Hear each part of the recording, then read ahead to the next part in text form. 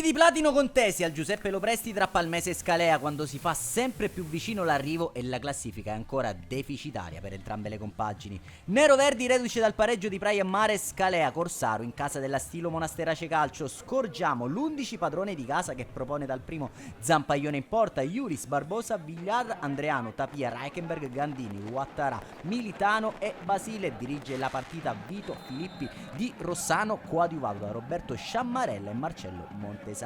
Quando scorgiamo, grazie all'ausilio e alle immagini a cura di Mirko Giacopello, i 22 protagonisti di questa sfida, fare il loro ingresso in campo. Un minuto di silenzio anche all'Opresti di Palmi in memoria delle vittime della tragedia di Suviana.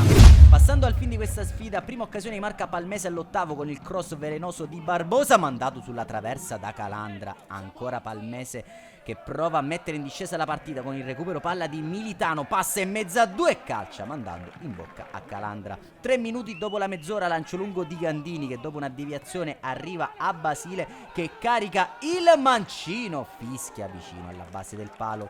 Al 39esimo Ouattara in azione personale prova il destro respinto sul suo palo da Calandra. Termina così la prima frazione di gioco, un monologo nero-verde, ma ancora 0-0 il risultato dopo 2 minuti però dal rientro in campo delle formazioni. Al primo tentativo a passare sono i biancostellati, cross messo dentro allontanato da Villar sui piedi di Rodi che va col mancino trovando l'Eurogol di giornata ed il vantaggio dello Scalea. Prova a correre ai ripari mister Crucitti che getta nella mischia la vecchia per Villar, Sacco per Barbosa al minuto 73. 3 minuti più tardi palla messa dentro per Ouattara che salta un avversario, mette dentro per Basile che incredibilmente cicca la conclusione favorendo la parata di Calandra.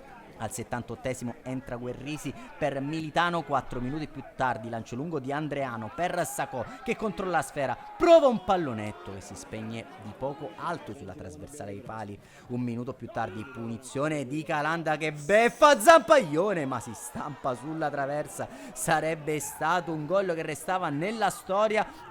All'85esimo rimessa laterale di Andreano per Tapia che calcia trovando la respinta della difesa sulla quale si avventa Ouattara, calcia mandando sul fondo. Terminano qui le speranze della Palmese che deve cedere in casa allo Scalea. Decide la rete al 47esimo di Rodi. Un saluto a come al solito, alla prossima.